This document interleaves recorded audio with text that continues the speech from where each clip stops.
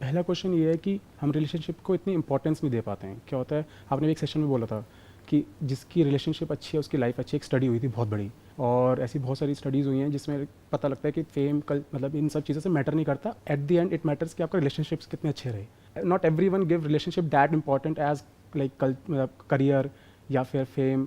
पर ऐसा क्यों, मतलब हम रिलेशनशिप को वो इंपॉर्टेंस क्यों नहीं देते? क्या ये हमारी मतलब बेसिक्स, हमारी मतलब कहते हैं कंडीशनिंग ऐसी हो गई है कि we don't value relationship a lot? और इस चीज़ को कैसे ब्रेक किया जाए कि हम सोचें उस बारे में, मतलब because if it is so important कि हर चीज़ से इंपॉर्टेंट है, then why we are not thinking about it and not investing in it. हमारा 100 रुपये गिर जाते हैं, वी थिंक अलॉट, बट लेकिन हमारे अगर रिलेशनशिप हम लड़ाई कर जाते हैं, हम ये नहीं सोचते कि लड़ाई से कितना नुकसान हो जाएगा। वो चीज़ हम कभी नहीं सोचते। देखो, पहले आपके इस क्वेश्चन को आराम से समझते हैं, ब्रेक डाउन करके। आप कह रहे हो हमारा 100 रुपये कहीं गिर जाता है तो उसके बारे में हम सोचते रहते हैं, लेकिन रिलेशनशिप पे हम बड़ी बड़ी लड़ाइयाँ कर लेते हैं बिना सोचे। और कई बार हम रिलेशनशिप्स को ख़त्म भी कर लेते हैं, या फिर हम रिलेशनशिप्स को टेकन फॉर ग्रांटेड लेते हैं। एग्जैक्टली। तो इसमें क्या है कि पहली बात तो ये समझने वाली है कि जिसको रिलेशनशिप नहीं मिली होती है एक अच्छी, या ये कह लो जिसको एक अच्छा पार्टनर नहीं मिला है या मिली है, तब तक तो उसके लिए बहुत इंपॉर्टेंस होती है एक रिलेशनशिप की। Make sense. आप किसी को भी देख लो, सब इधर उधर चक्कर लगा रहे हैं, लगा रही हैं, whatever, everybody is trying to find out someone special, a partner, और somebody to talk to, somebody to spend time with। सबके रीजंस अलग अलग हो सकते हैं। किसी का हो सकता है प्योरली बायोलॉजिकल के भाई अपनी सेक्सुअल नीड्स को पूरा करने के लिए हमको कोई पार्टनर चाहिए, किसी का हो सकता है इमोशनल नीड्स के लिए चाहिए, किसी का कुछ, किसी का कुछ। बट द पॉइंट इज कि जब तक वो पार्टनर हमको नहीं मिला होता है या नहीं मिली होती है, तब तक तो उसकी बहुत इंपॉर्टेंस होती है हमारे लिए। तब तक हम उसके लिए कुछ भी करने को तैयार होते हैं, जैसे टिपिकल लैंग्वेज में बोलते हैं ना कि चांद तारे तोड़ के ले आऊंगा, ये वो व्हाटएवर। बट जब वो मिल जाता है या मिल जाती है, तो हमें ऐसा लगने लग जाता है कि अब तो ये हमारा हो गया। Then we take it for granted. We think कि अब ये हमारा राइट है। पर ऐसा नहीं होना चाहिए। आइडली ये नहीं होना चाहिए, बट ऐसा होता है। हाँ। क्योंकि पहले हमें ये देखना पड़ेगा कि होता क्या होता है, ये नहीं कि क्या नहीं होना चाहिए। करेक्ट। एक्चुअल में ऐसा होता है। करेक्ट। और सबके साथ होता है। जैसे ही एक रिलेशनशिप पुरानी हो जाती है एंड बोर्डम सेट्स इन, तो फिर इंसान थोड़ा स्पार्क के लिए, फन के लिए, या तो और रिलेशनशिप्स में जाने लग जाता है, जो कि वैसे देखा जाए तो गलत है, क्योंकि वो एक तरह से ट्रस्ट ब्रेक कर रहा है दूसरे इंसान का। दूसरा, उसमें क्या होता है कि वो उस पर्सन को टेकन फॉर ग्रांटेड ले लेता है। मतलब अब उसके लिए इंपॉर्टेंट क्या हो जाता है, मतलब इन अ नटशेल क्या होता है कि जैसे ही वो पर्सन हमको मिल जाता है, तो हमारे माइंड में आ जाता है कहीं ना कहीं कि अरे ये तो मेरा है, मेरी है, ये कहाँ जाने वाला है, कहाँ जाने वाली है। अब मैं अपना फोकस करता हूँ करियर पे, या फिर पैसा कमाने पे, या फिर इस पे, या फिर उस पे। तो फिर हम उसको छोड़ देते हैं और अपना कहीं और ध्यान लगा देते हैं। करेक्ट। तो ज्यादा इंपॉर्टेंट क्या है, करियर या वो रिलेशनशिप? क्योंकि career can be easily changed. नई स्किल एक्वायर कर लो, इंडस्ट्री चेंज कर लो, या फिर कंपनी चेंज कर लो, या जॉब से बिजनेस में आ जाओ, बिजनेस से जॉब में चले जाओ। कितने सारे ऑप्शंस हैं। बहुत। बट अगर एक अच्छी रिलेशनशिप है, अच्छी की डेफिनेशन क्या है, जहां पे अंडरस्टैंडिंग अच्छी है, जहां पर you enjoy each others company, जिसकी वजह से या तो उन्होंने एक दूसरे को कमिट किया है या शादी कर ली है। अब उस इंसान से इंपॉर्टेंट क्या है हमारे लिए लाइफ में? कुछ नहीं। कुछ भी नहीं है। This is a fact. क्योंकि जॉब्स आती जाती रहेंगी, बिजनेसेस आते जाते रहेंगे, बन भी सकते हैं, पैसा आता जाता रहेगा, नेम फेम ये सब चीजें तो बहुत ही टेम्पररी है। बिल्कुल। लेकिन वो इंसान एंड तक आपके साथ रहने वाला है या रहने वाली है। करेक्ट। तो होना क्या चाहिए कि हमारे लिए फर्स्ट प्रायोरिटी में होना चाहिए वो इंसान। लेकिन होता क्या है कि जैसे ही वो इंसान हमको मिल जाता है, स्पेशली शादी के बाद में प्रॉब्लम बहुत बड़ी हो जाती है। क्योंकि शादी के बाद में तो बिल्कुल ही टेकन फॉर ग्रांटेड लेने लग जाते हैं लोग एक दूसरे को, कि अब तो ये मेरा हो गया, अब तो ये मेरी हो गई, अब कहाँ जाने वाला है, कहाँ जाने वाली है। ये टिपिकल जो इंडियन मेंटालिटी होती है, क्योंकि यहाँ पे जल्दी से डिवोर्स नहीं होते हैं। हाँ। फैमिली से इन्वॉल्व हो जाती है ना, बहुत प्रेशर होता है, तो उसको भी पता है कि हाँ कहाँ जाने वाली है। जहां ये थॉट आया, आप समझ जाओ कि वो रिलेशनशिप खराब होनी शुरू हो गई है। उसमें जो एक स्पार्क है वो खत्म होने लग जाएगा। और उसकी वजह से क्या होता है, जब ये रिलेशनशिप हाथ से एक्चुअल में चली जाती है, not on paper, may be divorce नहीं हुआ, बट चली गई रिलेशनशिप। चली गई का मतलब क्या, दोनों ने अपना अपना कुछ ना कुछ और ढूंढ लिया। Not a partner, but may be something else to focus on, busy हो गए कहीं पे। वो अपना कहीं और बिजी हो गया, ये कहीं और बिजी हो गई।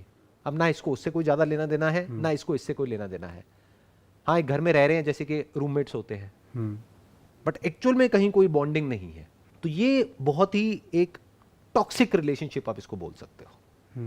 क्योंकि अब एक बेसिक नीड है हमारी, वो कोई डिजायर नहीं है, वो नीड है, that is to be one with the other person at a very very deeper level. वो नीड पूरी नहीं हो पा रही है, तो उसकी वजह से क्या होगा, you will be lonely in your life deep with in. अब उस लोनलीनेस को भरने के लिए आप बाहर दुनिया में और ज्यादा पावर, और ज्यादा पैसा, और ज्यादा नेम, और ज्यादा फेम, और ज्यादा पोजीशन अचीव करने की कोशिश करोगे। जितना ज्यादा वो करोगे अंदर से उतने ही खोखले होते चले जाओगे, क्योंकि वो नीड प्यार के अलावा और किसी से भर नहीं सकती है। प्यार नॉट एज इन जैसा मूवीज में देखते हैं और वो सब नहीं, प्यार means to be one with the other person, to have a connection, a genuine connection with a living being. तो वो जो रिलेशनशिप्स होती है ना, जिसमें कि पता होता है कि अगर सामने वाले को कुछ भी हो गया, कुछ भी मतलब कुछ भी, तो I am there with that person, और मुझे कुछ भी हो गया तो ही और she is there with me. ये जो रिलेशनशिप्स होती है, ये कोई डिजायर नहीं है, ये एक नीड है। क्योंकि ये कहां से आ रही है, एक नीड फॉर सिक्योरिटी। जानवर भी सिक्योर रहना चाहते हैं, करेक्ट। जैसे उनकी सिक्योरिटी को थोड़ा सा भी थ्रेट होता है तो वो स्ट्रेस में आ जाते हैं, they get into a fight और फ्लाइट मोड। तो everybody wants to be secure, फिर चाहे वो जानवर हो चाहे इंसान हो। एक रिलेशनशिप ऐसी जो कि एक्चुअल में स्ट्रांग है, जिसकी फाउंडेशन वो क्या देती है हमको, सिक्योरिटी देती है। वो क्या देती है हमको, एक कनेक्शन देती है। वो क्या देती है हमको, एक ऐसा इंसान देती है हमको जिसके साथ में हम कोई भी बात कर सकते हैं, अपने मन की कोई भी बात शेयर कर सकते हैं, बिना ये सोचे कि वो कहीं मेरा नाजायज फायदा तो नहीं उठा लेगा या उठा लेगी। जैसे ऑफिस में आपका कोई कलीग है, उसके साथ हर बात नहीं कर सकते ना, करेक्ट। अपने जो माँ बाप है उनके साथ भी सब कुछ आप शेयर नहीं कर सकते। तो यू नीड अ पार्टनर जिसके साथ में आप टाइम स्पेंड कर सको, जिसके साथ में आपको अच्छा लगे, नॉट बिकॉज आपको उस रिलेशनशिप से कुछ मिल रहा है, बट बिकॉज वो रिलेशनशिप में टाइम स्पेंड करना अपने आप में कंप्लीट है। That is a complete action in itself, not because of an outcome. जैसे मैं एक एग्जांपल देता हूं, आपको क्या खेलना अच्छा लगता है, कौन सा ऐसा स्पोर्ट है जो आपको बहुत पसंद है?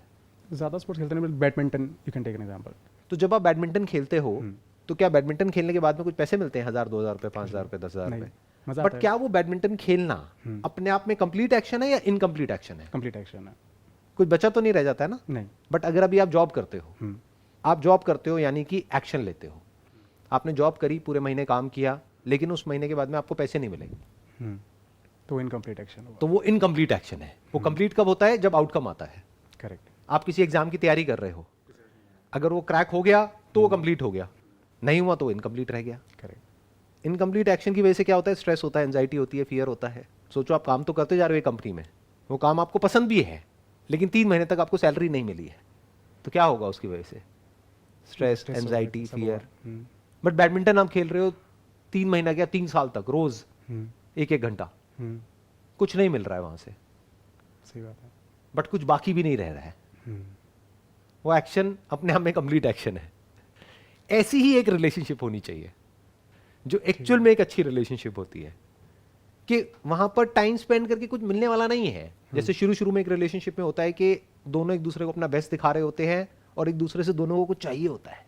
बट जब वो रिलेशनशिप मैच्योर हो जाती है और एक दूसरे पे पूरा ट्रस्ट हो जाता है, बॉन्डिंग स्ट्रांग हो जाती है, तब एक दूसरे से कुछ चाहिए नहीं होता है, तब वो अपने आप में कंप्लीट होती है। कि एक दूसरे के साथ में टाइम स्पेंड किया, 1 घंटा 2 घंटा 3 घंटा दिन में, जितना भी टाइम आपको मिलता है, वो कंप्लीट हो गया, खत्म। एक दूसरे को हक किया, एक दूसरे का हाथ पकड़ करके बैठे हुए हैं, that's complete action in itself. ठीक है, मतलब ये चीज़ as a definition of relationship I got the point कि मतलब this is how it should be, this is like a definition of perfect relationship. But problem is how, because see अगर ये चीज़ें होंगी तो क्या होगा, लाइफ में एक हैप्पीनेस आएगी, एक सेटिस्फैक्शन आएगी, एक वो चीज़ आएगी जैसे आपने बोला कंप्लीट एक्शन है, you don't have to wait कि एक रिजल्ट आएगा उसके बाद मैं खुश होऊंगा। आप उसी टाइम पे it is a complete action, जैसे आपने बोला खेलने में उसी टाइम पे आप खुश हो जाते हो, लाइफ में कुछ भी बाकी नहीं रह जाएगा, बाकी कुछ बाकी नहीं रह जाएगा। करेक्ट। आइडियली लाइफ ऐसी होनी चाहिए जिसमें कुछ बाकी ना रह जाए। बाकी मतलब क्या, रिग्रेट। करेक्ट, कोई रिग्रेट ना हो। अब ये इतना इंपॉर्टेंट है, बट क्वेश्चन इज कि वो फिर भी ये सब होने के बावजूद जब भी मतलब ये चीज़ मतलब क्योंकि उससे क्या होगा, कंप्लीटनेस की फीलिंग आएगी, पर हम वो चीज़ भूल जाते हैं। हम क्या करते हैं, हम फिर भी लड़ाई करने लग जाते हैं, कॉन्फ्लिक्ट में आ जाते हैं। We are scared of getting in conflict with the person we love, क्योंकि हम नहीं चाहते कि जैसे आप क्योंकि होता है आप यू अंडरस्टैंड कि रिलेशनशिप इज इंपॉर्टेंट।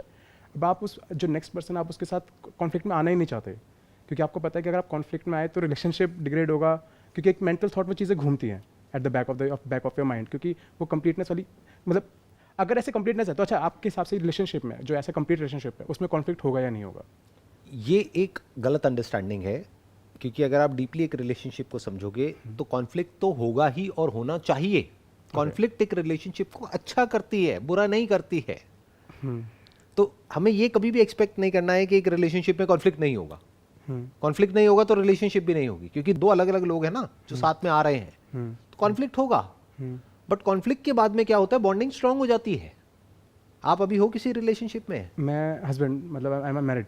तो जब लड़ाई होती है, हाँ, तो लड़ाई के बाद में जब वापस से पैचअप होता है तो कैसी फीलिंग होती है? अच्छी फीलिंग होती है, you get like very close. लड़ाई के बाद में जब वापस से मिलते हैं तो एक बहुत अच्छी फीलिंग होती है। तो कहीं ऐसा ना हो कि आपके सबकॉन्शियस को उस फीलिंग में इतना मजा आने लग जाए कि अब आप लड़ने लग जाओ और पैचअप करो। इसके लिए कुछ टर्म्स भी हैं जो यूज करी जाती है, जैसे बोलते हैं ब्रेकअप सेक्स।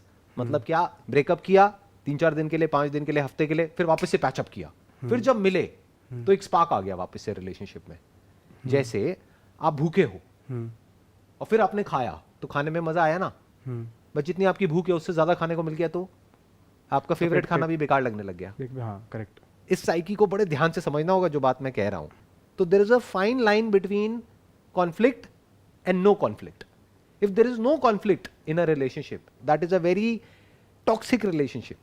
क्योंकि बेसिकली क्या है, आपको एग्री करना पड़ेगा सामने वाले से।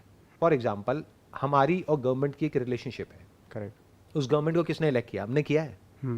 अगर आपको उस गवर्नमेंट के जो भी एक्शंस हैं उससे कोई प्रॉब्लम है, तो जब तक उनको बताओगे नहीं, उनको पता कैसे लगेगा? जैसे ही बताओगे तो कॉन्फ्लिक्ट होगा। हाँ, करेक्ट। बताओ। ऐसे ही रिलेशनशिप में है कि दोनों में से एक अथॉरिटी बन गया कि I am the superior person, अब मैं जो कहूंगा वो करते चले जाओ। तो जब तक सामने वाला वो कर रहा है, कर रही है, कोई कॉन्फ्लिक्ट नहीं है। जैसे पहले के जमाने में होता था कि पति परमेश्वर है, मैं चरणों की दासी हूं, अब जो भी है मेरी जिंदगी में यही है, तो कोई कॉन्फ्लिक्ट नहीं है क्योंकि पति तो परमेश्वर हो गया। बट अब तो ऐसा नहीं होता है ना, नहीं, और ऐसा होना भी नहीं चाहिए, बिल्कुल नहीं। क्योंकि फिर सामने वाले की तो फ्रीडम बिल्कुल ही खत्म हो गई। Correct. So the point is कि जैसे ही आपको कुछ भी गलत लगेगा सामने वाले के एक्शंस में और आप बोलोगे, तो किसी को भी अपनी गलती सुनना अच्छा नहीं लगता है, अपनी गलती की तरफ पॉइंट आउट करना अच्छा नहीं लगता है। आप यहाँ बैठे हो, मैं एकदम से आपकी गलतियों की तरफ पॉइंट आउट करने लग जाऊं तो आपको गुस्सा आएगा। एक लेवल तक तो आप टॉलरेट कर लोगे, उसके बाद में आप कहोगे आपका कोई बॉस है, बोलता रहे बोलता रहे बोलता रहे। एक लेवल के बाद में आप कहोगे यार चुप कर, बहुत हो गया। सो द पॉइंट इज कि the moment you speak there is bound to be a conflict. उसकी भी अपनी बाउंड्रीज है कॉन्फ्लिक्ट की। ये नहीं कि कॉन्फ्लिक्ट हुआ तो कुछ भी कर रहे हैं। एक है, एक कॉन्फ्लिक्ट हुआ जिसको मिल करके, बैठ करके, बात करके, डिस्कशन करके हम सॉल्व करने की कोशिश कर रहे हैं। मानो सामने वाला एग्रेसिव हो गया है तो आप वहां से उठ करके चले गए हो, क्योंकि अगर आप भी एग्रेसिव हो गए तो हो सकता है वो रिलेशनशिप ही खत्म हो जाए, कुछ ऐसा हो जाए जो नहीं होना चाहिए। सो मैं क्या कह रहा हूं, boundaries of a conflict. Conflict क्या है? बेसिकली एक डिस्कशन ही तो है। Correct. Disagreement of point. Disagreement है। हाँ। जब भी डिसएग्रीमेंट होता है तो उसके बीच का रास्ता निकालने के लिए there must be some code of conduct, there must be some ethics, some values, some rules, some regulations in place, at least from your side, even if it is not there from the other person side, because उसकी आप guarantee नहीं ले सकते। Correct. अपने आप को तो control कर ही सकते हो ना, तो इतना आप कर सकते हो। बट कभी ये मत सोच लेना कि कॉन्फ्लिक्ट नहीं होगा या कॉन्फ्लिक्ट नहीं होना चाहिए, फिर तो रिलेशनशिप बेकार हो जाएगी। ये दो एक्सट्रीम्स हैं, ध्यान से समझना। या तो इंसान कॉन्फ्लिक्ट को अवॉइड करने की कोशिश करता है, तब वो रिलेशनशिप बेकार हो जाती है, या फिर उसको कॉन्फ्लिक्ट में मजा आने लग जाता है। लड़ाई करी, पैचअप किया, ब्रेकअप किया, पैचअप किया, बड़ी लड़ाई करी, और जितनी बड़ी लड़ाई करोगे उसके बाद जब दोबारा से मिलोगे तो एक अलग ही इंटेंसिटी होगी उस मिलने में, तो उसमें मजा आने लग जाएगा। अगर उसमें मजा आने लग गया तो अब आपका जो सबकॉन्शियस माइंड है वो बार बार आपकी लड़ाई करवाएगा। करेक्ट। तो लड़ना नहीं है और लड़ाई को अवॉइड भी नहीं करना है। क्या करना है? पीसफुली लड़ाई करनी है, पीसफुली अपने पॉइंट को सामने वाले के आगे रखना है। That is a fine line जिसको मेंटेन करना होता है। आई एम नॉट श्योर आप कितना इसको देख पा रहे हो जिस लेवल से मैं बात कर रहा हूं। I am trying my best. मतलब क्योंकि may be we are not perfect, and what happens is कि हम भी कॉन्फ्लिक्ट मोड में आ जाते हैं, like we try to maintain that balance, because okay if you are putting your point कि आप अंडरस्टैंडिंग, चलो ठीक है आज शांति से एक टॉपिक पे बात करते हैं, आपने टॉपिक पे बात स्टार्ट करी, पर क्या होता है सामने वाला person then he gets into a conflict mode because he doesn't know कि आप किस मोड से बैठे हो। तो क्या होता है ना, you get like into a bouncing place कि आप सुन रहे हो देन आपने भी एक सेशन में बोला था कि एक पॉइंट आता है, ठीक है मैं सुने जा रहा हूँ और तू मतलब now you are like getting that point, तो फिर वो लड़ाई कॉन्फ्लिक्ट हो जाता है। Like you have to from your side also you have to एक पॉइंट पर आके रुकना पड़ता है। तो फाइंड बैलेंस का, how to maintain that balance in that scenario, वो आई थिंक पर्सनल लेवल पे यू हैव टू लर्न। आपको क्या करना है, आपको हर बात पे नहीं लड़ना है, चूज योर बैटल। लाइफ में 2-3 चीज़ें हैं जो बहुत इंपॉर्टेंट है, बाकी ये जो इंपॉर्टेंट नहीं है। 99% जो आपकी लड़ाइयाँ होंगी वो आप देखोगे वो उन चीज़ों की वजह से हो रही है जो इंपॉर्टेंट है ही नहीं। करेक्ट। 1% कभी ऐसा होता है कि इंपॉर्टेंट चीज़ों की वजह से लड़ाई हो रही है, और वहाँ होनी भी चाहिए। हाँ वहाँ तो डिवोर्स तक हो जाना चाहिए। हाँ बिल्कुल सही बात है, बिल्कुल सही अगर कोई बहुत बड़ा पॉइंट है जो नहीं होना चाहिए बिल्कुल। और फिर भी हो रहा है उस रिलेशनशिप में, तब तो अलग हो जाना चाहिए, तब तो वो रिलेशनशिप आगे बढ़नी ही नहीं चाहिए। बट 99% केसेस में मैं आपको बता रहा हूँ, अगर आप ऑब्जर्व करोगे ना, छोटी छोटी चीज़ों की वजह से लड़ाई होती है। तो जब छोटी छोटी चीज़ों की वजह से होती है तो लड़ाई भी छोटी छोटी होनी चाहिए ना। पर वो बड़ी हो जाती है। बड़ी क्यों हो जाती है अपने आप से पूछो। क्योंकि हमने कभी डिफाइन ही नहीं किया है कि हमारे लिए बड़ा क्या है और छोटा क्या है। कभी ये डिफाइन ही नहीं किया है लाइफ को प्रॉपर तरीके से। जैसे आपने बताया था कि सेट योर प्रायोरिटीज, कि इस पे लड़ना है इस पे नहीं लड़ना, टॉप 2 या 3 होनी चाहिए। You must choose your battle wisely. ऐसा नहीं कि आप छोटी मोटी चीज़ों के लिए लड़ रहे हैं। मैं एक एग्जांपल देता हूँ। Do you have kids? हाँ, 7 months डॉटर। 7 months daughter. तो अब क्या होगा, जैसे से वो बच्ची बड़ी होगी तो आपका ओपिनियन अलग होगा उस बच्ची को लेकर के, आपकी वाइफ का अलग होगा। करेक्ट। तो क्या यहाँ पर लड़ना चाहिए, नहीं लड़ना चाहिए? यहाँ पे लड़ाई होगी। अब वो लड़ना चाहिए नहीं लड़ना चाहिए, वो आई थिंक नहीं लड़ना चाहिए। ध्यान से समझना, ये छोटी चीज़ नहीं है, क्योंकि आपकी डॉटर है। आपकी डॉटर से ज़्यादा प्यार आपको दुनिया में और किसी से नहीं होगा, आई एम श्योर। करेक्ट। तो अब आपकी डॉटर के लिए कुछ ऐसा है जो सही नहीं है, लेकिन आपकी वाइफ को सही लगता है। अच्छा। आपको सही कुछ और लगता है, और जो आपको सही लगता है एक्चुअल में भी वही सही है। आप क्या करोगे? देन लड़ाई होगी, लड़ना चाहिए। उस केस में तो लड़ना चाहिए। अब इसका क्या सोल्यूशन है? ये तो नेवर एंडिंग हो गई, क्योंकि उसके पॉइंट से वो सही है, आपके पॉइंट से आप सही हो। अब क्या करोगे? पूरी जिंदगी लड़ते रहोगे। अब इसका क्या सोल्यूशन है? मैं बताऊं क्या है सोल्यूशन? सर इसलिए हाँ। जी। एक दूसरे की रोल्स और रिस्पॉन्सिबिलिटीज को डिवाइड कर लो। ओके। कि ये किसका रोल है और किसकी रिस्पॉन्सिबिलिटी है, और ये किसका रोल है और ये किसकी रिस्पॉन्सिबिलिटी है। बिजनेस पार्टनरशिप भी ऐसे ही चलती है। एक दूसरे के काम में जब कोई दूसरा टांग अड़ाने लग जाता है ना, तो लड़ाई हो जाती है। वो हम कभी डिफाइन ही नहीं करते हैं। दोनों मिल करके एक ही काम को करेंगे तो दोनों के करने का तरीका अलग अलग होगा, तो लड़ाई इनएविटेबल हो गई। पहले ही डिफाइन कर लो बैठ करके कि ये किसका डिपार्टमेंट है। मानो ये क्लियर होना चाहिए कि जो घर है ये आपका डिपार्टमेंट है। घर में कहाँ पर क्या होगा क्या नहीं होगा, you are the boss. I have got no say in that. मैं आ करके अपनी राय रख सकता हूँ, बट फाइनल कॉल आपकी होगी कि यहाँ कौन सा पेंट होगा, कौन सा नहीं होगा, ये होगा वो होगा। क्यों? क्योंकि वो छोटी चीज़ है। पेंट लाल की जगह पीला हो जाएगा तब भी क्या होगा? समझ गए जी? नंबर 1। नंबर 2, बच्चे के लिए क्या सही है क्या नहीं है, वो कॉल किसकी होगी? जो ज़्यादा इनिशिएटिव लेना चाहता है या चाहती है, जो एक्चुअल में उसकी पूरी रिस्पॉन्सिबिलिटी लेना चाहता है या चाहती है। For example, if your wife says कि मेरी बच्ची के साथ क्या होगा वो मेरे पे छोड़ दो, I will take care of it. मुझे कहीं ज़रूरत लगेगी आपकी तो मैं बता दूंगी, लेकिन इसकी परवरिश कैसे होगी वो मेरे पे छोड़ दो। तो आपको छोड़ना पड़ेगा। तो आपको क्या करना पड़ेगा? अपने करियर पे फोकस करो।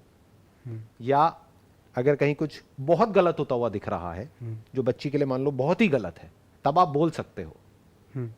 अब बात है छोटी मोटी गलतियां, छोटी मोटी चीजें। करेक्ट। वहां पे गलत हो भी गया, सही हो भी गया, तो क्या फर्क पड़ता है?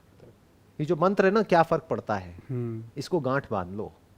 अगर रिलेशनशिप को लंबा चलाना है तो छोटी मोटी चीजों में क्या फर्क पड़ता है, बड़ी चीजों में फर्क पड़ता है। तो बड़ी क्या है और छोटी क्या है, that must be very clear.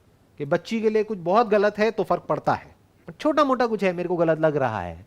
For example, ये खिलाना अच्छा होता है, वो खिलाना बुरा होता है, मैंने कहीं पढ़ लिया है। अब मैं अपनी वाइफ से लड़ रहा हूँ, ये क्यों खिला रही हो, वो क्यों नहीं खिला रही। करेक्ट। इसमें क्या लड़ना है? आपको ये पता होना चाहिए कि मेरी जो नॉलेज है, मेरी भी हटा दो, जो नॉलेज है that is limited, that is always biased. आपने कहीं गूगल से कुछ पढ़ लिया है, आपकी वाइफ ने कुछ और पढ़ लिया है, अब दोनों अपने हिसाब से कुछ करना चाहते हैं। या स्कूल में मान लो आपकी अपनी एक विजन है, आप कहते हो इस तरह के स्कूल में उसका एडमिशन कराना है, वाइफ कह रही है इस तरह के उसमें कराना है, क्या फर्क पड़ता है?